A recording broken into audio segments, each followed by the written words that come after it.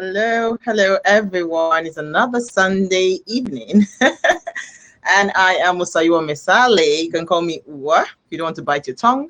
I'm happy to be here again this Sunday evening, and thank you to everyone that's watching. I see six people already logged on, currently watching us. Thank you, everyone that has logged on. Tonight is going to be an interesting night because we've been talking about, as you already know, this channel is for love, friendship, relationship, lifestyle, all those conversations that has to do with these things. We talk about it here on the show. So tonight I'm going to be having an amazing person. But before I let the cat out of the bag, for those that have not seen the flyers yet, we're talking about the concept of being in love. We're trying to break down this concept of being in love. And of course, again, you know, I would always go to Google. And I thought to share some signs to show that you are in love. Signs to show that you're in love. The first is you are being open and honest. The second is you trust. Third is you're interdependent on your partner. Fourth is you're committed. The fifth one, you'll have the feeling of contentment. Sixth is sharing the load. These are signs that tells you you are in love. But I'm not the expert here. So I brought in my friend and my sister, Tosin Sani, who has gone through her own journey of love and relationships, and she's joined me live today from Lagos. Thank you so much, Tosin, for joining. Thank you for having me. Oh, it's such a joy to be here. I am super excited to be having this conversation with you because, again, for those that do not know Tosin, she's actually written a fantastic book. And, you know, and in this book, in Unchained, she kindly writes down the cruise of her life, from how she was a little girl whose innocence was poured out like water to the young adult deceived, ensnared, and lost in the wild. So Tosin tells a compelling story, no holds barred story that points readers to reckless redeeming love of a father who fights fiercely to win her heart and to beautify the most broken places of her life. That's the book. For those that do not know, she's an author and she's a mother, she's a wife, and a very loving human being. And she's joined me live this evening. Thank you so much, Tosin. And you can order her book on Amazon.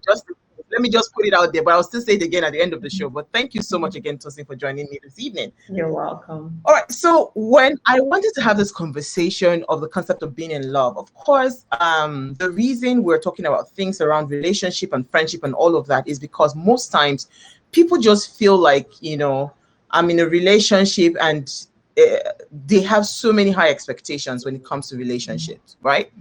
And when you now go into those relationships, you end up some people end up disappointed. Some people like, this is what I expected, and all of that. And you don't hear statements like, I used to be in love with the person, but we fell out of love. So I'm just wondering. So it got me thinking, you know, brought the question about the concept of being in love really. You know, what is this concept of being in love? And truly, can a human being, you know, have the capacity to truly be in love with somebody else? Yeah, okay, so thank you so much again, Uwa, for having me, and welcome everyone. Thank you for joining us tonight. I think we're going to have lots of fun, you know, talking about love. So, yeah, you know, it's very interesting because being in love seems to have like so many different interpretations. Like it means different things to different people. And that's why people have various experiences when it comes to love. You know, so for some people, being in love just means, you know, just feeling lovey-dovey, just feeling like you can't live without that person, you can't eat without that person, you know, you're constantly thinking about this person, you are just head over heels, you're so emotionally attached to this person. For some other people, being in love means, you know, I've just found someone that I can, you know, pour all my love on. I can just give and give and give to this person just because I love them so much. Yet, for some other people, being in love means I'm just going to be receiving and receiving and receiving. It means somebody's going to buy me nice clothes, nice shoes. They're going to take me on vacations. My needs are going to be taken care of. Like I'm just sorted. So being in love actually means different things to different people. But when you look at the rate at which people get heartbroken, you then want to start asking questions. When you look at the rate at which people get divorced, you want to start asking questions and saying, okay, wait a minute, what is this love thing about? How is it? Because how is it that people who were so in love then got to a place where they actually cannot stand the sight of each other? How do people get to that point? So is it that they were never in love? Because so we actually need to begin to ask ourselves questions. What exactly does it mean to be in love? And I love what you shared with us already tonight on. Tosi, I like. Yeah.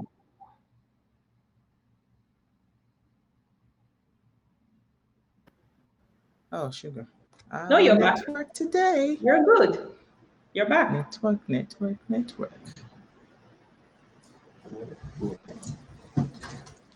Network is messy. Oh, shoot. Okay. So we're going to try this again. Yeah, you're back. Okay. Tosi, I lost you for a minute. Okay, I have you back. Can you hear me? Yes, I can this hear network, you. we have to speak some tongues on the network. I know. Okay, I was going to ask you, Tosi, I was going to ask you that, I mean, it's being in love relative? Because when you say being in love means different things to different people. In my head, I'm wondering, shouldn't love be selfless? Shouldn't we have a universal concept of what love is in itself? You understand? So that it means that you're no longer thinking about me, you're thinking about I'm thinking about the next person. When I say I'm in love with the person, it means it is sacrificial. I mean, shouldn't there be some general what's it called, quantification for that concept of being in love, that once you see it, you would know that this person or the people are truly in love with each other? Yeah, you are absolutely right, but I just felt like it was so important for us to lay that foundation, because even though we know that love, should be sacrificial, it's a decision, the truth is that people, as it is today, the reality is that people have different ideas of what love means. And I just wanted to put that out there, that, hey, love means different things to different people. But when we then begin to analyze why people's relationships keep failing, or why the divorce rates continue to, be on the increase, then we want to backtrack and say, what exactly is love? What exactly is love? Right? So we're sort of working backwards from the things that we see prevalent in society. And then you begin to see that, okay, there are certain ingredients that should have been there in the first place. There are certain mindsets that people have about love that are actually faulty. And then people go into relationships with faulty mindsets of what love is. And then their relationships crash, or their marriage crashes, years down the line. And so I love that you have already itemized some of the things that that true love represents. Absolutely. Because when you hear the word being in love, it definitely goes beyond having feelings of attachment to that person. Being in love comes with responsibility. And that's the part that a lot of people don't accept, because they feel like being in love is all about feelings. But no, being in love comes with a lot of responsibility. It really does mean openness and trust. It really does mean sacrifice. It really does mean sometimes just allowing the other person's need come first. And I'm not talking about being a doormat and allowing yourself to be, walked over. No, that's not what I'm saying. Because there's actually a thin line. There's actually a thin line between that and being a doormat, being sacrificial and being a doormat. Yeah. Exactly. There's a thin line, and I think we'll get to that because that's actually very valid, right? But being in love essentially comes with sacrifice. It is a decision. Being in love, I must say again, it's not just about your feelings, right? Being in love is being committed. It's saying it's being able to see that the person you're in love with is by no means perfect. It's being able to see that, hey, this person is going to have shortcomings. This person will not always live up to my expectations. This person will not always make me happy. This person will not always be able to meet my needs. Heck, they can't even always make themselves happy. So they can't even always make me happy. If they can't always make themselves happy, how can they make me happy all the time? So it means recognizing not just the good, beautiful parts, but also the parts that are not always going to be so palatable, and saying, hey, regardless, I'm going to be here. I'm going to work at this thing. I'm going to be committed. I'm going to forgive. Wow. Because there is, Tosin. it is impossible. This is actually hard. It's hard. It's hard work. That's why I said it's a lot of responsibility to say you're in love. Because you can't even separate love and forgiveness. When Tosin, people are in love, they feel like this person can do me no harm. They feel like, man, this is my knight in shining armor, the love of my life, the most perfect person in the whole world. But true love, being in love, you're gonna have to be able to forgive, and that is hard work. Because it's easy to say it, but hey, if you've ever been hurt, you know that it's not the easiest thing to look that person in the eye and still say, hey, I love you, and because I love you, we're going to walk through this. I forgive you, and we're going to walk through this process together. Being in love, like you said, is also contentment. It's also being able to come to a point where you say, hey, this is where I am. This is the person that I am with. So regardless of what I see outside, because hey, when you're in love, as you go along, as the months roll by and the years roll by, you begin to see now, you see people outside, people that you've never seen before. And, you might now almost be, just some feelings into that comparison trap, like, but hey, this is where you have pitched your tent. So being in love also means being able to remove your eyes from other people and from what other people may have to offer you, and being able to say, hey, this is where I am. This is the decision I've made. This is the person I have decided I want to build my life with. And that takes responsibility. Yeah. Tosin, I really love what you're saying. Thank you again, Ahu Nuga. I think Awu Nuga Temi. She says she's here for this very sweet topic. Thank you, Temi. And she says you can't separate love and forgiveness. Absolutely.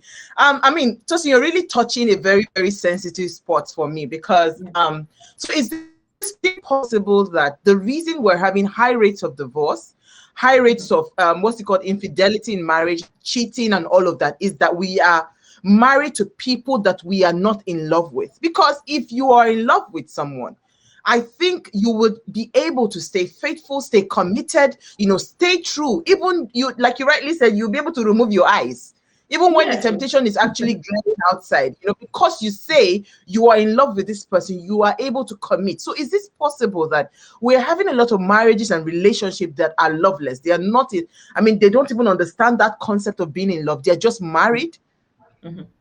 Yes. That is a fantastic point that you have, that you have just raised. When it comes to infidelity, one of the major problems that I have seen is that couples are not open and honest with each other. And one of the most important ingredients of being in love is openness and trust.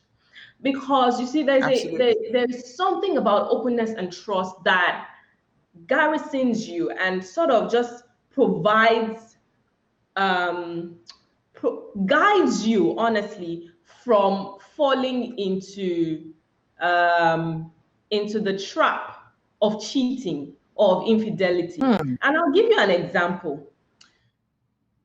every time I go somewhere, I meet some guy or something, Oh, like shit. I'm not even having feelings for this guy. I just think he's a nice guy, or he's this guy is cute too, or whatever. And maybe for whatever reason I had to engage in a conversation with that guy. When I come home, I tell my husband, not because I'm trying to warn him that, hey, I'm going to cheat or met a fine guy today. No, I'm just leaving that communication channel open. Hmm. And I am Hmm. I'm sort of putting myself in a place where I can be held accountable. Mm-hmm. But you see, when people cannot be open and honest with each other, they would have gone too far, way too far, and then they will fall. And it's not because they intended to. So I don't necessarily believe that everyone who cheats is an evil person, or they did not love their wife, or they didn't love their husband, but something was missing in that marriage, and it was open communication and trust. And that's something that everyone needs to work on, and humility to also accept that, hey, I'm human and I have the tendency, because I'm human, to make a mistake. I have the tendency to fall because I'm human. It's not because I don't love my wife, or because I don't love my husband, or because I don't love the person with whom I'm in a relationship, but because I'm human and I'm frail, right? And I must be Mm-hmm. humble enough to accept that fact that I am human. Hmm. So how can I protect myself and protect my relationship from crisis? It's by being open and honest. It's by being able to Hmm. also say when things are not going so great in your relationship or even in your marriage, to be able to say, hey, babe, I feel like we're drifting apart. Because for women, for instance, that's one of the things with them. Hmm. Like, they just feel like that their husbands maybe are not emotionally available to them, and then they meet someone who is just there listening to their rants every day, and then they get emotionally attached. But then they never even spoke to Mm-hmm. their husbands. They never even really tried to have that conversation or see how they could, just work around things. That's where openness and Yeah. communication, you must be willing to talk. You must be willing to say, hey, this is how I'm feeling, babe. I'm feeling abandoned. Or I'm feeling like, hey, and I'm human, No, oh, babe. We need to but be open. Tosin, I hear you loud and clear. And there are relationships right now that Mhm. they've gotten to that point where they're not even willing to have that conversation, because I think, where you get to a stage where you feel like, what, I think to that extent, I've tried everything possible and it seems like this is not working. So I am not even willing to have that conversation. There are Mhm. people on that level. They're not even ready to have the Absolutely. conversation. I'd rather leave it the way it is. So I am just thinking in my head, do human beings even have the capacity to be in love with another human being? Like, truly be in love? Do we as humans have that capacity to truly love another human being? I Or think we is it, are we do. just asking for too much when we say we need someone to be truly in love with us? Because if you look at the conditions that being in love requires, I do not see many people exhibiting that. Even the Yeah. people that claim to love you, they are loving you from a selfish point, for Mhm. what they stand to gain. So it is even difficult for you to decipher who truly loves me for me, or loves me because maybe I give him good sex, or because I give him what's it called? I give him good food, or because we just look good together. We look good for the cameras. So what exactly? Or he's in it for maybe what I get, what I have, as a person. Mhm. How would you tell that this person truly, has the capacity to fall in love? Do humans even have that capacity to really love another human being? Wow, man, this is a very deep question. It is so deep, but I love it. I love it because it forces people to think. It forces people to become introspective. You know, it's definitely possible for human beings to fall in love. However, like I said, falling in love is easy, but staying in love is where Hmm. the work is. I That's it. believe, yeah, staying in love is where the work is. I believe it's absolutely possible for human beings to stay in love, but Hmm. it requires work. It requires work. And the question is, how many people are really willing to put in the work? How many people are willing to apply themselves even to the knowledge that they need to sustain their relationships and marriage? How many people are willing to really commit to the process of learning how to be in love? Because it doesn't necessarily come naturally to human beings, right? Human beings naturally are selfish. Human beings naturally will have a motive. Human beings naturally, you get this, right? So these things you learn, you apply yourself to knowledge. These days, you see people spending so much on their wedding ceremonies and, just making sure that they're on the biggest blogs when they're getting married and stuff like that. And it's cool, it's really cool. But how many people actually apply themselves to knowledge to the extent where they say, you know what, some of this money, I'm actually going to go put it into me and my fiance going to get proper premarital counseling. I'm not talking about the one that they do in your church for 6 weeks, that is just a compulsory something. I'm talking about professional marital professionals. Yeah, by trained marriage counselors. Because honestly, I mean, I'm a lover of God, but to be honest, not every pastor is a marriage counselor. That's the truth. So how many people are willing to apply themselves to knowledge? There's also that part. Once you realize that this thing doesn't come naturally to me, it doesn't come naturally to human beings, you've got to make up for that gap. Right? So it's also part of the process. And that's just one thing. Because, in the process of learning about what it really means to love a person, what it really means to stay in love, you'll then be able to, benchmark yourself. You'll then be able to assess yourself and say, okay, where am I? Am I able to really give love to this person? Am I able to, really be the kind of partner that this person needs? You then begin to see the gaps and see where you can improve and absolutely. So these things are absolutely important. I feel like, yes, it's possible for human beings to definitely be in love and stay in love. They have the capacity, but it takes work and it takes willingness and commitment. It takes willingness and commitment. That's it, to be honest. Absolutely. Thank you so much. I mean, we are having an amazing already. And we've not even gone halfway. Thank you to Chinyere. I think she says open communication and trust. Yes. So I hear a lot of young people, going into relationships. So, oh, I'm in love, and a few years down the line, there's problem. I thought I loved him. I was infatuated. I was that, I was manipulated to think, so I thought to myself, I said, we say that every person is born with they call it tabula rasa, right? Is it the Latin word or whatever it is that it's called? Tabula rasa. We are all born with clean slate. Everything that we know today, we are programmed, right? Yes. It's the programming that comes to us that we know.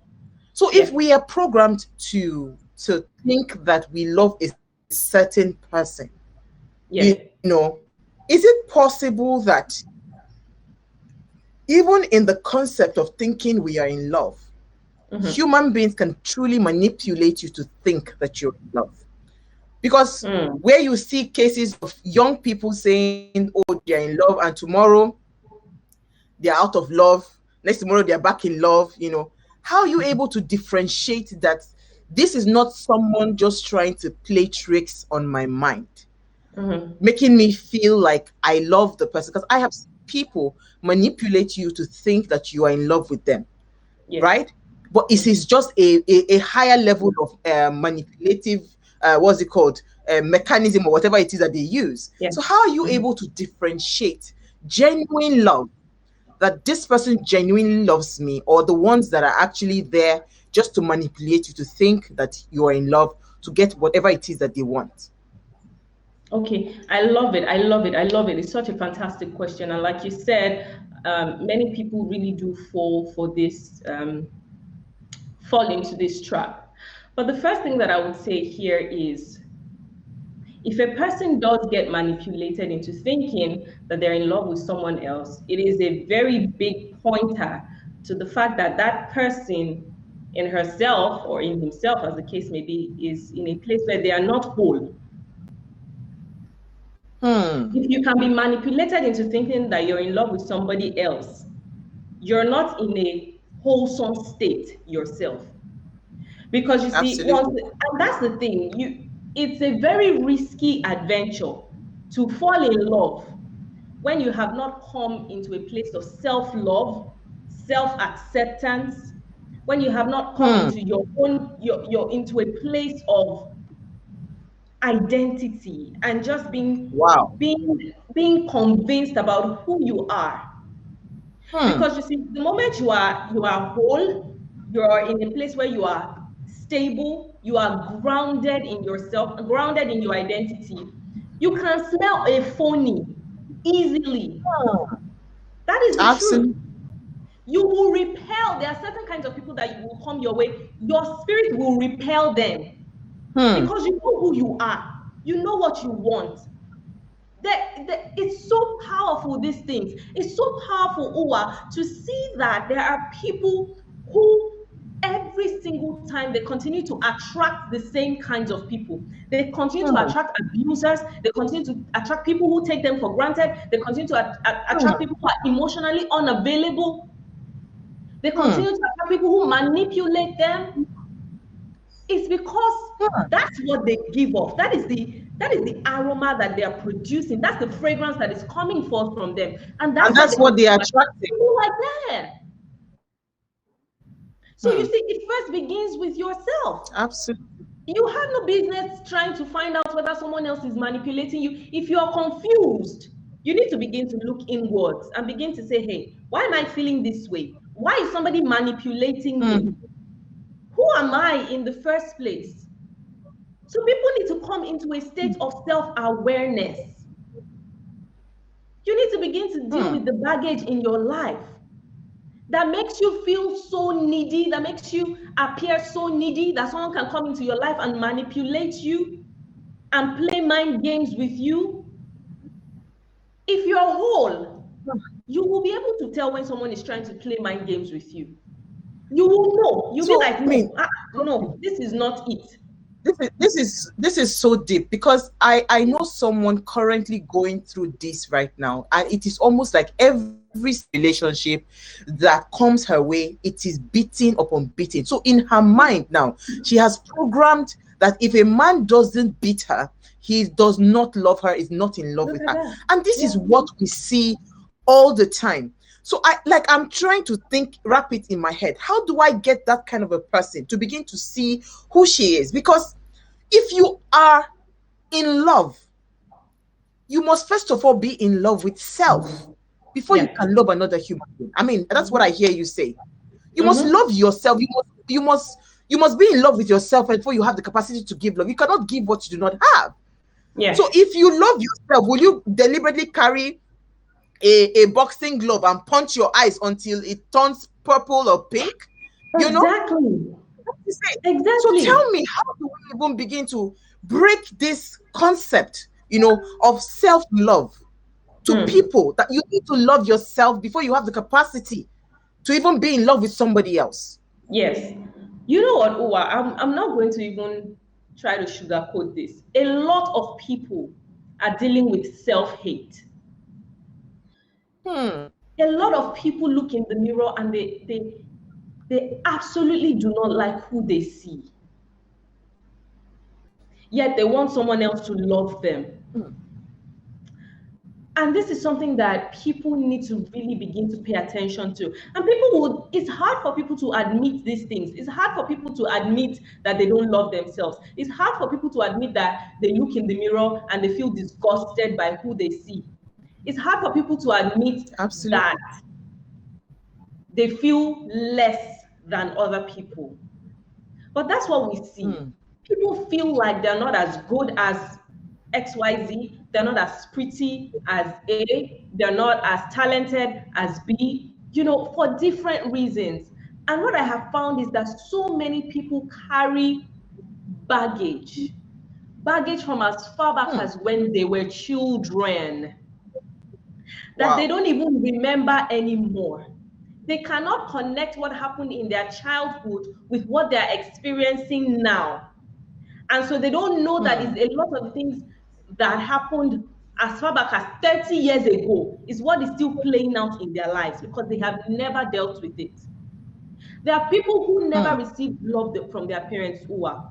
There are people who never in their lives, for once growing up, heard the words, I love you. There are people whose fathers, who grew up seeing their fathers beat their mothers.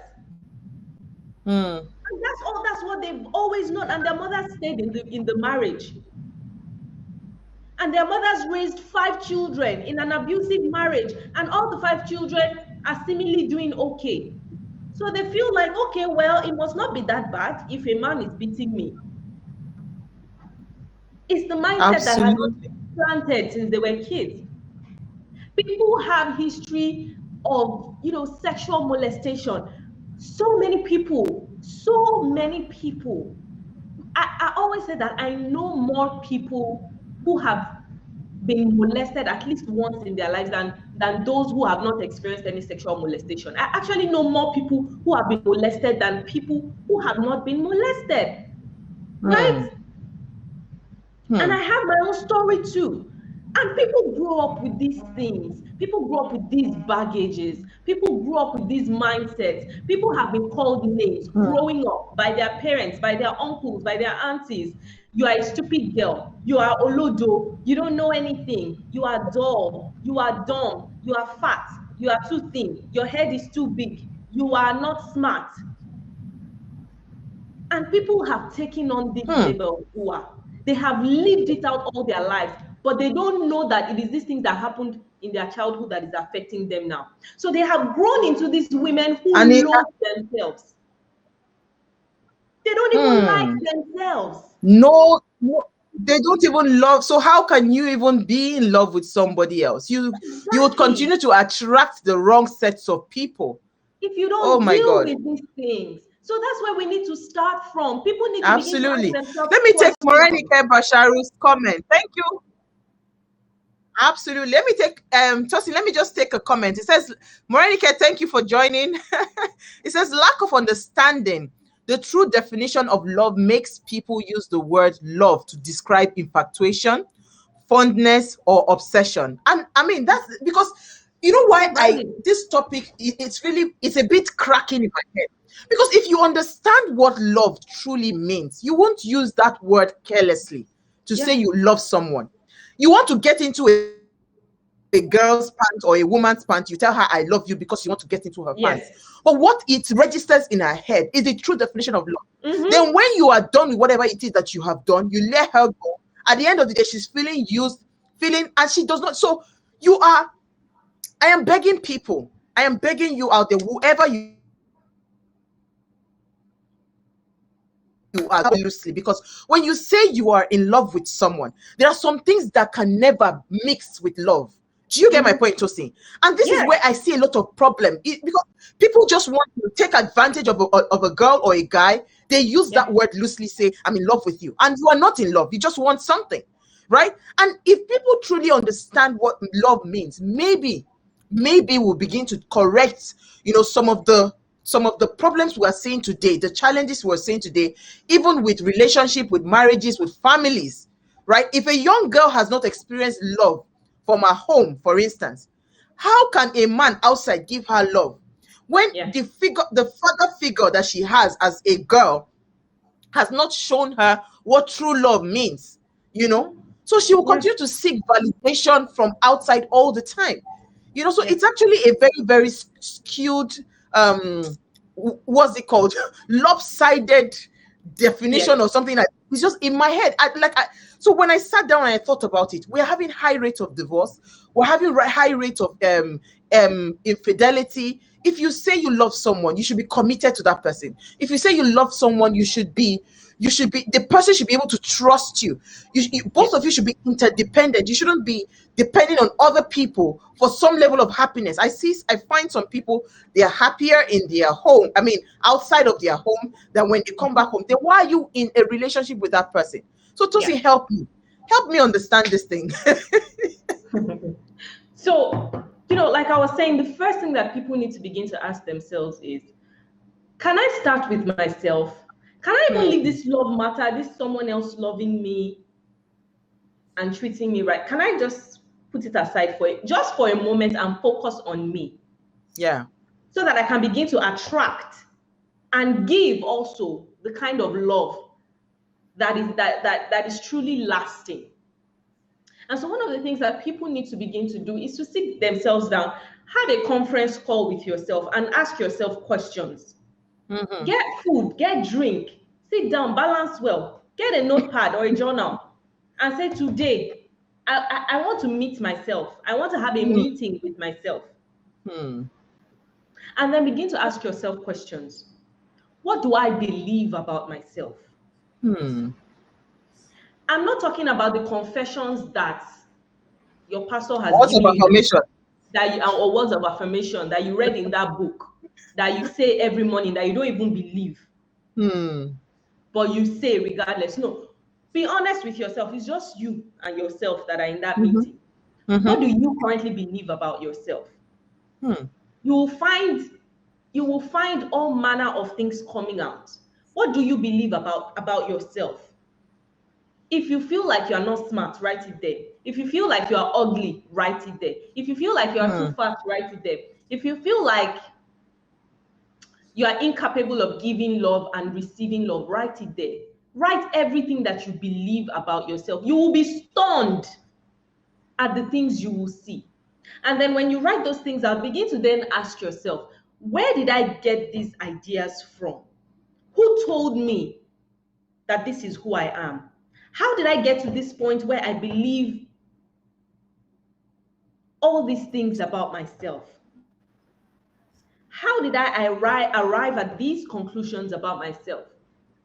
And allow yourself go back memory lane. This thing I'm telling you, it's a very painful exercise for a lot of people, because you're going to be opening a can of worms. You might be going to places that you have sworn that you will never go into again.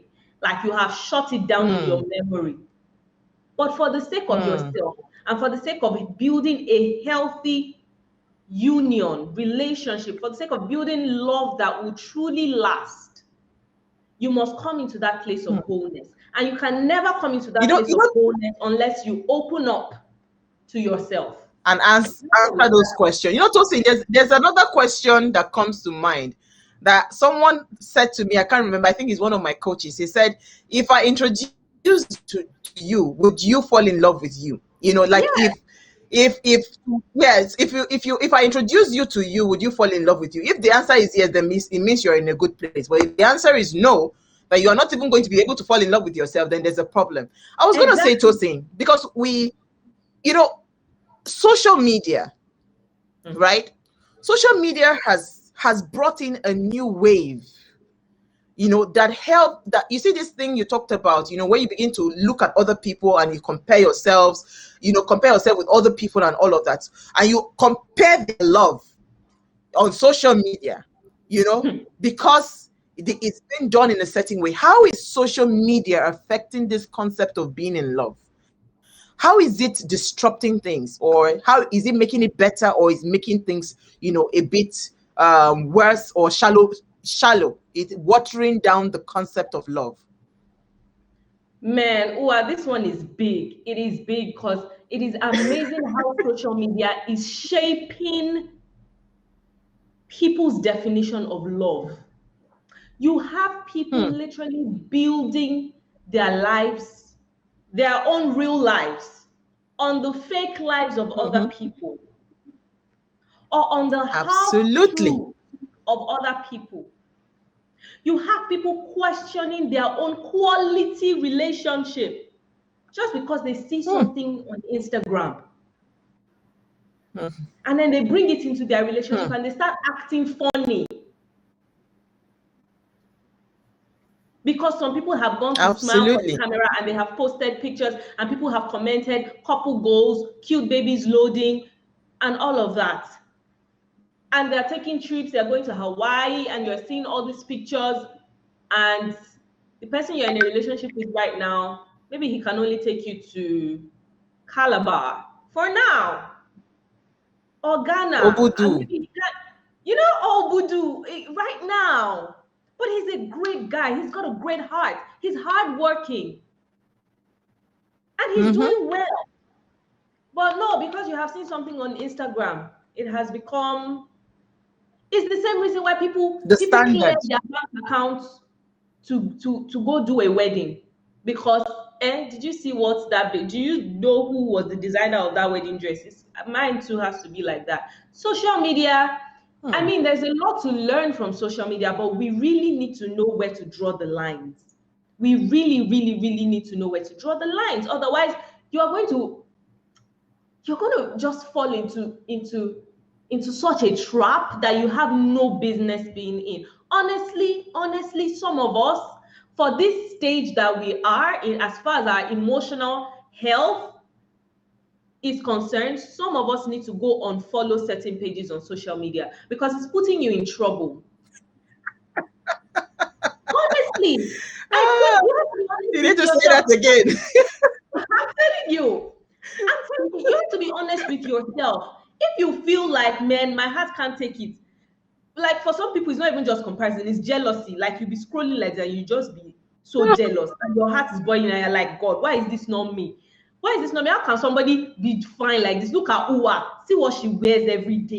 See how pretty her makeup is every single day. See how her skin is glowing. See how her husband is really taking care of her and just spending so much money on her. And you are just comparing and comparing. You need to go and unfollow. If it's causing you mental, if it's triggering something, I'm serious. We need to be honest with ourselves. We need to be honest with ourselves. Because social media is big. It can land you in trouble. It really can. It really can. And I feel like it's gotten so bad. It's dictating a lot of things that people do. It is leading people rather than their own hearts leading them. Absolutely. Rather than the truth I think leading them. Leading them. Yeah. You know, so as we wrap up the conversation, because time just flew by. I know, it just went by like that. As we wrap up the conversation, if you were to help someone out there that is, wondering, do I have the capacity to love? And, am I, how can I really find true love and be in love with the person? Because you mentioned something very pertinent when we started the conversation about staying in love. Staying in love is key. It's easy for you to fall in love, but stay in love, because I keep on saying this, that why do we have couples that have been married 10 years, 15 years, almost like it becomes a see-finish situation where nobody's respecting each other? The way the thing was doing you in the body when you first started and all of that, all that doings have disappeared. It's no longer happening that way. It's almost like now some couple actually find their company irritating to each other. They are no longer in that space where they want to be in each other's company, right? So the concept of being in love, especially for people that have been in relationship for a long time, how do they continue to stay in that love, rekindle that love, and understand that being in love is beyond feeling, like you had mentioned earlier? How do they, what are the things that they need to begin to do, to build back and stay in that love relationship? So one of the most important things, and I feel like this one is really talked about, but we don't do enough of it in our relationships, to be honest. And one of those things is communication. That open and honest communication must continue to happen. The thing is, people get so busy, and it's easy for people to fall into this trap. Like, no matter how good a person you are, no matter how great a person you are, no matter how loving you are as a person, once you have been in a relationship with someone for quite a bit, there is every tendency, let's be honest, there's every tendency to just get busy with life, get busy raising your kids, get busy with work and career, get busy just trying to be your own person, that you sort of just begin to drift away from your spouse. But I feel like if we can truly get to a point where we value communication, where when we begin to feel that drifting, we're able to just backtrack and say, hey, I feel like our communication is, you know, let's talk. Let's talk. Let's talk.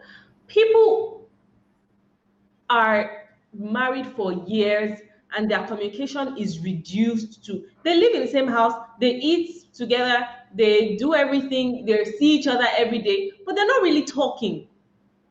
They're not really communicating. You know, They're talking, but they're not communicating. Exactly. They're talking about every other thing going on. They're talking about the kids. They're talking about the house rent. They're talking about the building project. They're talking about the investment. They're talking about their in-laws. But they're not talking about themselves. They're not communicating. So we need to begin to prioritize communication again. If communication goes wrong, every other thing follows. Let me just say, everything follows in the direction of your communication in your relationship. Absolutely. Everything, you know, I mean, when in the direction or lack of it of communication. Absolutely. You know, when you're just talking now, I cannot help but mention something that I observed yesterday when I was watching the, you know, they just crowned the new Olu of Warri. I was watching that coronation and I could feel as an outsider, and it was not just me, because when I called a few people, they said they saw it.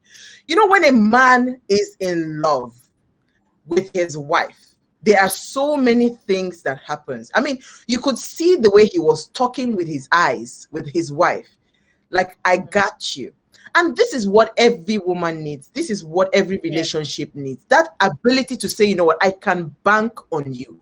If I say that I am in love with you, it's beyond just saying it because I feel like saying it.